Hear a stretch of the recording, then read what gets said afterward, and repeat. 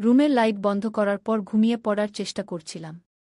হঠাৎ অনুভব করলাম আমার শরীরের কাছে কারো হাত। ঘুম থেকে উঠে তাকিয়ে দেখি ম্যাডামের হাত আমার কাছে এসেছে। অবাক হয়ে তাকে জিজ্ঞেস করলাম, ম্যাডাম, এটা আপনি কি করছেন? তিনি বললেন, এখানে তুমি আমার সহকর্মী বা কর্মচারী নও, বরং একজন কাছের মানুষ। তোমাকে দেখে মাঝে মাঝে মনে হয় আরও কাছে আসি। তুমি কেন সবসময় দূরে সরে যাও? এই বলে তিনি আমাদের আশ্রমের শিক্ষিকা ছিলেন খুব সুন্দরী। গায়ের রং ছিল ফর্সা আর একটু স্বাস্থ্যবান, যা তাকে আরও সুন্দর করে তুলেছিল। প্রথম দেখেই আমি তাকে মন থেকে ভালোবেসেছিলাম। তিনি শাড়ি পরতে অনেক ভালোবাসতেন। তিনি সবসময় আমার সঙ্গে খুব আন্তরিকভাবে কথা বলতেন। তার এই আন্তরিকতা প্রথম বুঝতে পারি যখন এক সন্ধ্যায় তিনি আমাকে তার বাড়িতে ডাকলেন। সেদিন তিনি স্কুলে আসেননি, যা নিয়ে আমিও কিছুটা উদ্বিগ্ন ছিলাম। সন্ধ্যায় তার বাড়িতে পৌঁছানোর পর তিনি আমাকে সরাসরি তার ঘরে নিয়ে গেলেন। খুব কাছে এসে শিক্ষিকা বললেন, একা থাকাটা আমার জন্য কঠিন হয়ে যাচ্ছে, তুমি চাইলে আমার এই একাকিত্ব দূর করতে পারো। তার এই কথাগুলো শুনে আমি হতবাক হয়ে গেলাম। কখনো ভাবিনি যে আমার প্রথম চাকরি এত সৌভাগ্য নিয়ে আসবে। আমি তখন আশ্রমে একজন ওয়াচম্যান হিসেবে কাজ করছিলাম। বন্ধুরা, আজকের গল্পটা অনেক বেশি স্পেশাল। আশা করছি তোমাদের ভালো লাগবে। বাংলা অডিও স্টোরি চ্যানেল এ নিয়মিত গল্প পাবেন, তাই গল্পগুলো ভালো লাগলে ভিডিওটি লাইক, শেয়ার এবং চ্যানেলটি সাবস্ক্রাইব করো। সম্প্রতি আমি একটি চাকরি পেয়েছি আশ্রমের একটি স্কুলে। সেখানকার এক সুন্দর শিক্ষিকা ছিলেন অত্যন্ত আন্তরিক এবং বন্ধুসুলভ, যা আমাকে প্রথম দিকে বেশ অবাক করেছিল। এতদিনে আমি যা শিখিনি সেই জীবনের অনেক কিছুই যেন তিনি আমাকে শিখিয়ে দিতে চাইছিলেন। আমার নাম কুনাল, বয়স 28 এবং এই নতুন চাকরির জন্য আমি এই জেলায় স্থায়ী হয়েছি। তবে মাত্র 4 মাসেই একই ধরনের কাজ করতে করতে আমি কিছুটা একঘেয়ে বোধ করছিলাম এবং অন্য কোথাও বদলি নেওয়ার কথা ভাবছিলাম। হঠাৎ একদিন আশ্রমে একটি ঘটনা ঘটে যা আমার জীবনকে নতুন রঙে রাঙিয়ে দেয়। একদিন আশ্রমে কিছু শিশুদের মধ্যে ঝগড়া লেগে যায়। তখনই আমার চোখ যায় একজন সুন্দরী মহিলার দিকে, যিনি শিশুদের সামলাতে কিছুটা বিপাকে পড়েছিলেন। পরে জানতে পারি তিনিই আমাদের নতুন শিক্ষিকা। আমি এগিয়ে গিয়ে শিশুদের ঝগড়া মিটিয়ে দেওয়ার চেষ্টা করি, কারণ তারা তার কথা শুনছিল না। পরিস্থিতি সামলাতে গিয়ে আমার হাত আচমকা আশ্রমের শিক্ষিকার হাতে লেগে যায় এবং সেই মুহূর্তে সবকিছু যেন থমকে দাঁড়ায়। আমার বকুনির পর শিশুরা শান্ত হয়ে যায়। আর সেই মুহূর্তটি আমার জন্য বিশেষ হয়ে ওঠে। আশ্রমে আমার সহকর্মীদের সঙ্গে মিলেমিশে কাজ করার চেষ্টা চালিয়ে যাচ্ছিলাম। আমি আশ্রমের স্কুলে নতুন কাজে যোগ দিয়েছি এবং প্রয়োজনমতো বাচ্চাদের শাসন করতাম। একদিন বাচ্চাদের মধ্যে ঝগড়া হলে তাদেরকে ক্লাসে ফেরত পাঠাতে হয়। তখন ভুলবশত এক শিশুর পা শিক্ষিকা মেম সাহেবের পায়ে লেগে যায় এবং তার পায়ে সামান্য আঘাত লাগে। তাদের সাহায্য করতে আমি মেম সাহেবকে শিক্ষক কক্ষে নিয়ে যাই এবং তার পায়ে ওষুধ লাগিয়ে আরাম দিতে থাকি। সেই সময় শিক্ষক কক্ষে আমরা শুধু দুজনই ছিলাম। মেম সাহেব আমার দিকে তাকিয়ে বললেন, তুমি কি এই আশ্রমে নতুন কর্মচারী? তারপর তিনি নিজের পরিচয় দিয়ে জানালেন তার নাম তানিয়া এবং তিনিও এখানে নতুন শিক্ষিকা হিসেবে যোগ দিয়েছেন। আমি বিনয়ের সাথে তাকে অভিবাদন জানাই এবং নিজের পরিচয় দেই। তিনি আমাকে ধন্যবাদ জানিয়ে বলেন, প্রথম দিনে এই রকম সাহায্য পাব আশা করিনি। মেম সাহেবের পায়ে ব্যান্ডেজ লাগিয়ে আমি অন্য কাজে ফিরে যাই। কিছুক্ষণ পরে শিক্ষক কক্ষে পানি দিতে গেলে দেখি তানিয়া মেম সাহেব সেখানে বসে পা মালিশ করছেন। আমি তাকে পানি দেই এবং জিজ্ঞেস করি, আপনার কি ব্যথা বেড়েছে? তিনি মাথা নেড়ে সম্মতি দেন। ঠিক তখনই আরেকজন মেম সাহেব এসে তানিয়া মেম সাহেবের খোঁজ খবর নেন এবং আমাকে অনুরোধ করেন, তুমি কি তানিয়া মেম সাহেবকে তার বাড়ি পৌঁছে দিতে পারবে? আমি রাজি হয়ে তানিয়া মেম সাহেবকে তার বাড়ি পৌঁছে দিই। বাড়িতে পৌঁছানোর পর তাকে সঠিকভাবে ঘরের ভেতর নিয়ে যাই এবং বিশ্রামের ব্যবস্থা করি। এরপর আমি তার কাছে রান্নাঘর কোন দিকে জানতে চাই। তিনি হাত দিয়ে ইশারা করে দেখাই দিলেন। তারপর তার জন্য রান্নাঘরে গিয়ে চা তৈরি করি। তানিয়া মেম সাহেব ফ্রেশ হয়ে এসে চা নিয়ে ধন্যবাদ জানান। যাওয়ার সময় তার হাসিমুখ দেখে মনে হয় আমার সাহায্য তাকে অনেক খুশি করেছে। আমিও তাকে সাহায্য করতে পেরে মনে মনে অনেক খুশি ছিলাম। তিনি ছিলেন অসাধারণ সুন্দরী এক মহিলা। ম্যাডাম যখন আমার কাজের প্রশংসা করতেন তখন মনটা বেশ ভালো লাগত। একদিন তিনি স্নেহভরে আমার মুখে হাত বুলিয়ে দেন এবং সেটা আমার জন্য এক অন্যরকম অনুভূতি ছিল। যদিও আমি বয়সে তার থেকে ছোট ছিলাম, তবুও তার এই আন্তরিকতা আমাকে মুগ্ধ করেছিল। ম্যাডাম ৩৫ বছরের হলেও তার সৌন্দর্য এবং ব্যক্তিত্ব মনকাড়া ছিল। প্রথম দিনেই তার বাড়িতে পৌঁছে গিয়েছিলাম আর তার ব্যবহারে মুগ্ধ হয়ে গিয়েছিলাম। এরপর থেকে ম্যাডামের কোনো ছোটখাটো কাজ থাকলে তিনি আমাকে ডাকতেন আর আমি আনন্দের সঙ্গে সব কাজ করে দিতাম। তিনি আমার কাজে সন্তুষ্ট ছিলেন। আমার সাথে বিভিন্ন ধরনের কথা বলতেন। তার কথাগুলো শুনতে আমার অনেক ভালো লাগত। মনে হতো তার কথায় এক ধরনের জাদু আছে। মনে মনে আমি তাকে পছন্দ করতে থাকি। একদিন ম্যাডামের জন্মদিন এলো। কিছু সহকর্মীকে তাকে জন্মদিনের শুভেচ্ছা জানাতে দেখে আমিও তাকে শুভেচ্ছা জানাতে চাইলাম। আমাদের চোখাচোখি হলে মনে হলো খালি হাতে শুভেচ্ছা জানানোটা ঠিক হবে না। এমন সময় তিনি আমার দিকে এগিয়ে আসছিলেন। কিন্তু ঠিক তখনই প্রধান শিক্ষক আমাকে ডেকে নিলেন এবং আমি সেখান থেকে চলে গেলাম। সারা দিন চেষ্টা করেও তাকে শুভেচ্ছা জানাতে পারিনি। বিকেলে ম্যাডাম নিজেই আমাকে তার বাড়িতে জন্মদিনের অনুষ্ঠানে আমন্ত্রণ জানালেন। রাতে ঘরে ফিরে আমি সুন্দরভাবে প্রস্তুতি নিলাম আর তার জন্য একটি উপহার কিনে তার বাড়ির উদ্দেশ্যে রওনা দিলাম। আমি যখন সেখানে পৌঁছালাম, আমার উপস্থিতি শুনে ম্যাডাম নিজেই গেট পর্যন্ত এসে আমাকে স্বাগত জানালেন। তার বাড়ি ছিল খুবই সুন্দর ও পরিপাটি, যা দেখে আমার চোখ আটকে গেল। আমার ছোট ভাড়া করা ঘরে যে সৌন্দর্য ছিল না, তা তার বাড়ির প্রতিটি কোণেই খুঁজে পেলাম। ঘরে ঢুকে দেখলাম আমাদের ছাড়া আর কেউ নেই। টেবিলে একটি জন্মদিনের কেক রাখা ছিল, যা দেখে মনে হলো হয়তো কোনো অতিথি কেক নিয়ে এসেছেন। আমি ম্যাডামকে জিজ্ঞেস করলাম, এখানে কি আর কেউ আসবে? এতক্ষণ ধরে আমি একাই বসে আছি। তখন তিনি হাসি দিয়ে বললেন, এখানে আমি আর তুমি ছাড়া আর কেউ নেই। আমি অবাক হয়ে জিজ্ঞেস করলাম, তাহলে এই কেক কে নিয়ে এসেছে? ম্যাডাম মৃদু হেসে বললেন, এই কেক আমি নিজেই কিনে এনেছি। এটা শুনে আমার খারাপ লাগল। কেন আমি নিজেই কেক আনার কথা ভাবলাম না? আমি মনে মনে নিজেকে দোষ দিতে লাগলাম। ম্যাডামের কাছে ক্ষমা চেয়ে বললাম, ম্যাডাম, সত্যি বলছি, আমারও মনে করা উচিত ছিল আপনার জন্য কেক আনার। তখন তিনি আমার পাশে এসে বসলেন এবং বললেন, তুমি কি জানো, আমি একটু অভিমান করেছি। তুমি স্কুলে আমাকে জন্মদিনের শুভেচ্ছা জানাওনি কেন? এই বলে তিনি কিছুটা অভিমানের সঙ্গে মুখ ফিরিয়ে বসে রইলেন। তার এমন অভিমান দেখে আমি একটু অবাক হলাম। আমি তার সামনে হাঁটু গেড়ে বসে তাকে গিফট দিলাম এবং জন্মদিনের শুভেচ্ছা জানালাম। আমি বললাম, ম্যাডাম, আপনাকে খালি হাতে শুভেচ্ছা জানাতে ইচ্ছে করছিল না, তাই সকালে কিছু বলিনি। গিফট দেখে ম্যাডাম বললেন, কুনাল, এত মূল্যবান গিফট আনার কি দরকার ছিল? তোমার আশাটাই আমার জন্য অনেক বড় বিষয়। এরপর তিনি আমার হাত ধরে কেক কাটলেন এবং আমাকে নিজ হাতে কেক খাওয়ালেন। আমি হাসি দিয়ে জিজ্ঞেস করলাম, ম্যাডাম, আপনার কি বাড়িতে আর কেউ নেই? আপনার স্বামী কি অন্য কোথাও থাকেন? তিনি মৃদু হাসলেন এবং বললেন, না, আমার এখনও বিয়ে হয়নি। আসলে বিয়ের ব্যাপারে আমার আগ্রহ নেই, তাই একাই জীবন কাটাচ্ছি। তাকে এত সুন্দর দেখে মনে হলো তার সৌন্দর্য নিয়ে প্রশংসা করার মতো কেউ নেই। সেই রাতে তার ঘরেই রাতের খাবার খেলাম। তার হাতের রান্নার স্বাদও ছিল অসাধারণ। গল্প করতে করতে কখন যে রাত 10:30 বেজে গেছে খেয়াল করিনি। ঘড়ির দিকে তাকিয়ে বললাম, এবার আমি আসি, অনেক রাত হয়ে গেছে। তখন ম্যাডাম হেসে বললেন, কুনাল, এত তাড়া কিসের? আর একটু বসো না। একা থাকার কারণে হয়তো তিনি আমাকে সঙ্গ দিতে চাইছিলেন। আমিও ভাবলাম, আজ রাতে একটু বেশি সময় কাটালেও ক্ষতি নেই। আমি ভেবে দেখলাম, আমিও তো একা থাকি, তাই এখানে রাতটা কাটাতে কোনো সমস্যা হবে না। তখনই ম্যাডাম বললেন, কুনাল, আজ রাতটা এখানে থেকেই যাও। সকালে তাড়াতাড়ি যেতে চাইলে চলে যেও। একটু ইতস্তত করে আমি রাজি হয়ে গেলাম। এরপর তিনি নিজের ঘরে চলে গেলেন এবং কিছুক্ষণ পর আমাকে ডাকলেন।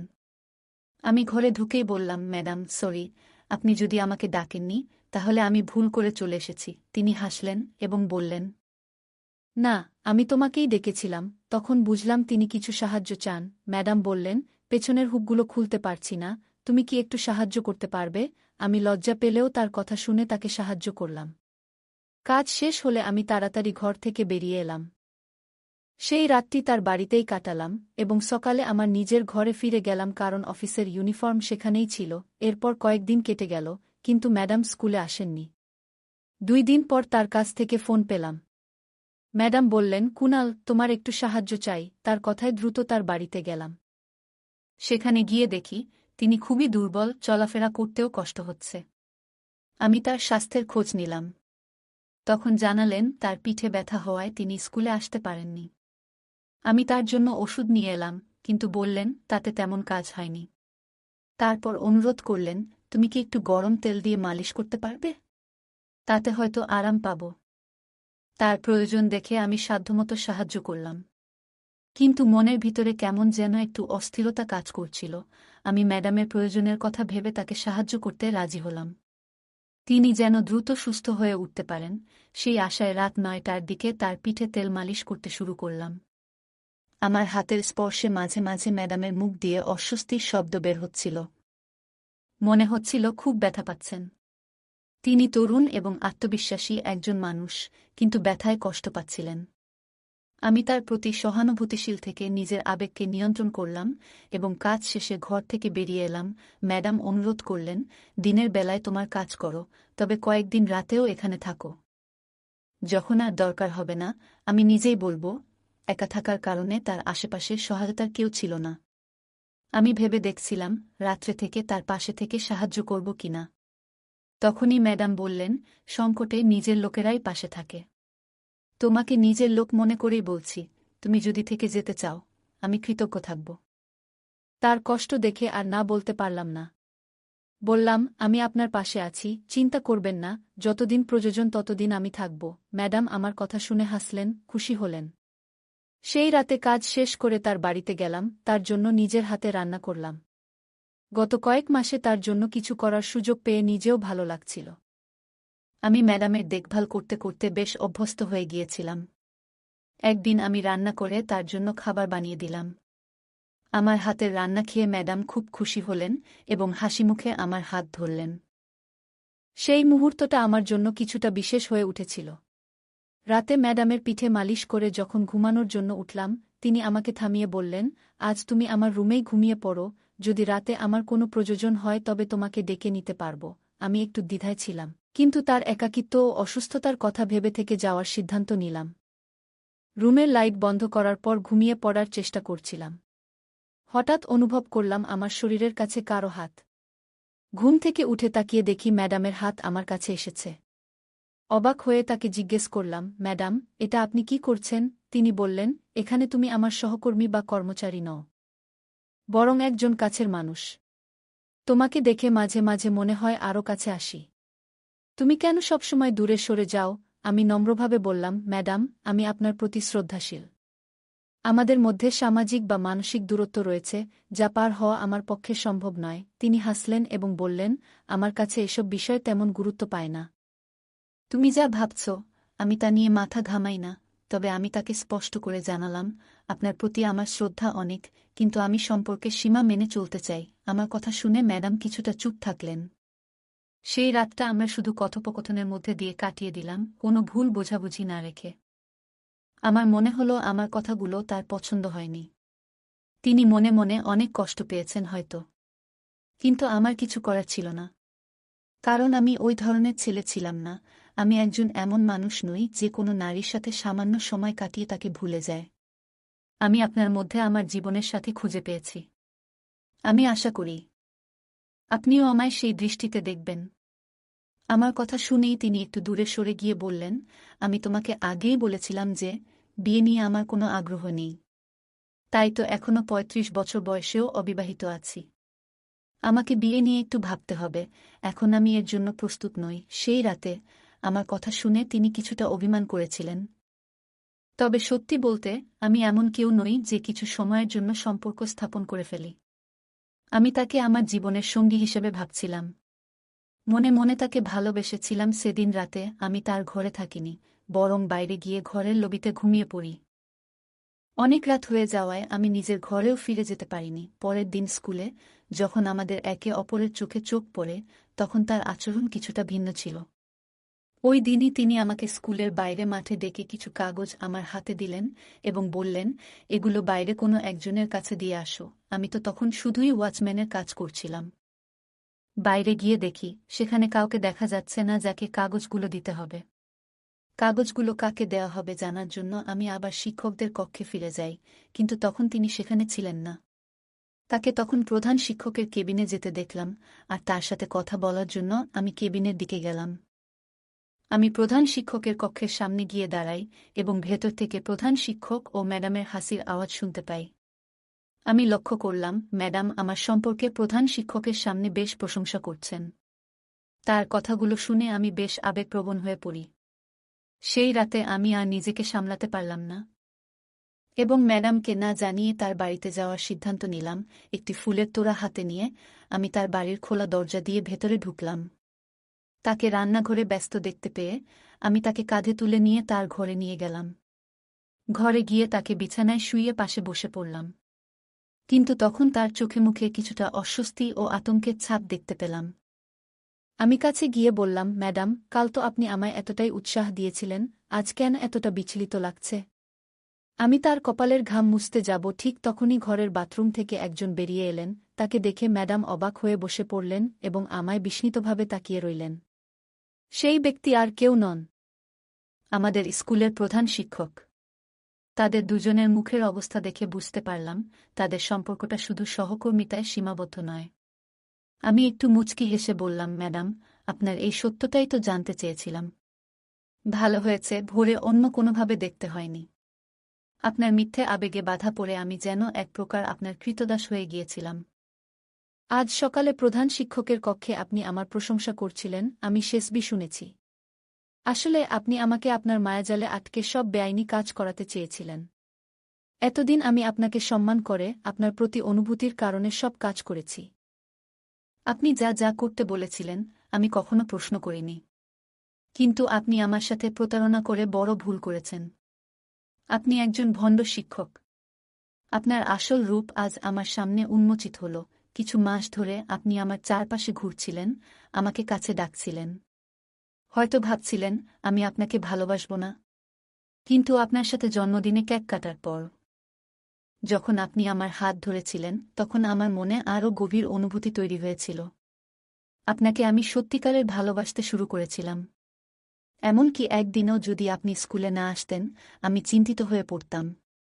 কিন্তু মনে হচ্ছে ভাগ্য অন্য কিছু পরিকল্পনা করে রেখেছিল এবং ঘটনাচক্রে আপনার আসল সত্য আমার সামনে আসে। আপনার অভিনয়ে প্রধান শিক্ষকও আপনাকে নিয়ে মোহগ্রস্ত হয়ে পড়েছিলেন। যাকে নিয়োগ দেওয়ার কথা ছিল তার জায়গায় আপনাকে চাকরি দেওয়া হয়েছে, এটা শুনে আমি সব বুঝতে পারলাম। আপনার যোগ্যতার বিষয়েও আমি পরিষ্কারভাবে অবগত হয়েছি এবং এও জানি আপনার শিক্ষা এমনকি পর্যাপ্ত মাত্রায় হয়নি। গত কয়েকদিনে আমি লক্ষ্য করেছি স্কুলের গুদাম থেকে যে খাবারের বস্তাগুলো আমার গাড়িতে তুলতে বলতেন সেগুলো পরে কালোবাজারে বিক্রি করছিলেন। আশ্রমের দরিদ্র শিশুদের জন্য বরাদ্দ খাবার চুরি করতে গিয়ে আপনাদের কোনো লজ্জাবোধও হয়নি। প্রতিদিন আশ্রমের শিশুরা খাবারের অভাবে কষ্ট পায়। তাদেরই অভিশাপে আজ তোমাদের সত্য আমার সামনে এসেছে। আমার কথা শুনে দুজনেই হেসে উঠলেন। প্রধান শিক্ষক আমাকে উপহাস করে বললেন, তুই তো স্রেফ একজন সাধারণ কর্মী, আমাদের সামনে যা ইচ্ছে বলছিস, কিন্তু বাইরের কেউ তোকে গুরুত্ব দেবে না। শুনে রাখ, আমি নিজেই স্বীকার করছি যে এই মহিলাকে অন্য একজন যোগ্য প্রার্থীকে বাদ দিয়ে চাকরি দিয়েছি। শুধু তাই নয়, আশ্রমের খাবারও বাইরে বিক্রি করি। প্রধান শিক্ষক আরও বলেন, তুই যা বলবি বলো, আমাদের কিছুই করতে পারবি না। সবকিছু তোর সামনে স্বীকার করেও তোর কোনো লাভ হবে না। আমাদের বিরুদ্ধে কিছু করার ক্ষমতা তোর নেই। এই কথা শুনে প্রধান শিক্ষক এবং ম্যাডাম একসাথে আমায় উপহাস করে হাসতে লাগলেন। সত্যি আমার কিছু করার ছিল না, কারণ আমি সামান্য একজন ওয়াচম্যান। আমার মতো গরিবেরা তাদের মতো ধনীদের কি আর করতে পারি। তার কয়েকদিন পর আমি সে চাকরি বাদ দিয়ে অন্য এক জায়গায় চাকরি নিই। এখন সেখানেই অনেক ভালো দিন কাটছে আমার। না আছে কোনো ঝামেলা, না আছে কারো প্রতি আমার মায়া। এখানে বেশ ভালো জীবন কাটছে আমার। ম্যাডাম এবং প্রধান শিক্ষক নিজেদের ক্ষমতা এবং পদ ব্যবহার করে অনৈতিক কাজ করছেন। ম্যাডাম প্রধান শিক্ষকের সঙ্গে তার সম্পর্কের সুযোগ নিয়ে চাকরি এবং অন্যান্য সুযোগ সুবিধা পেয়েছেন যা প্রকৃত অর্থে তার প্রাপ্য ছিল না। এখান থেকে আমরা দেখতে পাই ক্ষমতা এবং প্রভাব খাটিয়ে অন্যের অধিকার হরণ করা নিন্দনীয়। এই ধরনের অন্যায় ব্যবহার সমাজের নৈতিক ভিত্তিকে দুর্বল করে দেয়। ওয়াচম্যান ম্যাডামের প্রতি ভালোবাসা এবং স্নেহ অনুভব করেছিলেন। তিনি বিশ্বাস করেছিলেন যে ম্যাডাম তাকে সম্মান এবং ভালোবাসা দেন। কিন্তু বাস্তবে ম্যাডাম কৃত্রিমভাবে এই আবেগ দেখিয়েছিলেন শুধুমাত্র নিজের স্বার্থসিদ্ধির জন্য। এই ঘটনা আমাদের শিখায় যে বিশ্বাস অর্জন করতে যেমন সময় লাগে তেমনি একবার বিশ্বাস ভেঙে গেলে তা আর ফিরিয়ে আনা সম্ভব নয়। আমরা যাদের ভালোবাসি তাদের প্রতি সদয় এবং সৎ হওয়া উচিত, নয়তো একদিন সেই সম্পর্ক ভেঙে যাবে। গল্পে উল্লেখ আছে যে আশ্রমের দরিদ্র শিশুদের জন্য বরাদ্দকৃত খাবার কালোবাজারে বিক্রি করে দেওয়া হচ্ছে। এটা অত্যন্ত নিন্দনীয় একটি অপরাধ। দরিদ্র ও অসহায় শিশুদের জন্য বরাদ্দকৃত সম্পদ ব্যবহার করে তারা তাদের শোষণ করছে। এর ফলে দরিদ্র মানুষ আরও দরিদ্র হয়ে পড়ে এবং তাদের প্রতি সমাজের কর্তব্য অবহেলিত হয়। এই ধরনের অপরাধ আমাদেরকে শিখায় যে সমাজের দুর্বল অংশের অধিকার রক্ষা আমাদের সবার দায়িত্ব এবং তাদের জন্য বরাদ্দকৃত সম্পদ চুরি করা মানবিক অপরাধ। গল্পের শেষে ওয়াচম্যান দেখায় যে একজন মানুষের আত্মসম্মান গুরুত্বপূর্ণ, নিজের মর্যাদা বজায় রেখে জীবনযাপন করা এবং অন্যায়ের কাছে মাথা নত না করাই শ্রেয়। তিনি চাকরি ছেড়ে অন্য জায়গায় ভালোভাবে জীবন যাপন করছেন, যা বোঝায় যে আত্মসম্মান রক্ষার জন্য অন্যায় পরিস্থিতি ত্যাগ করা উচিত। গল্পের ওয়াচম্যান অনুভব করে যে ম্যাডাম তার প্রতি কৃত্রিম আবেগ প্রদর্শন করেছিলেন। সত্যিকার ভালোবাসা কখনো প্রতারণা করে না। গল্পটি শিখিয়ে দেয়, অন্ধভাবে কারো উপর ভরসা করা উচিত নয়। বন্ধুরা, যদি এই গল্পটি ভালো লেগে থাকে তাহলে দয়া করে ভিডিওটি লাইক করুন এবং আমাদের বাংলা অডিও স্টোরি চ্যানেলটি সাবস্ক্রাইব করুন। পাশে থাকা বেল আইকনটি প্রেস করুন যাতে করে আমরা যখনই নতুন ভিডিও আপলোড করি তার নোটিফিকেশন সবার আগে আপনার কাছে পৌঁছে যায়। ধন্যবাদ, দেখা হবে আমাদের পরবর্তী ভিডিওতে।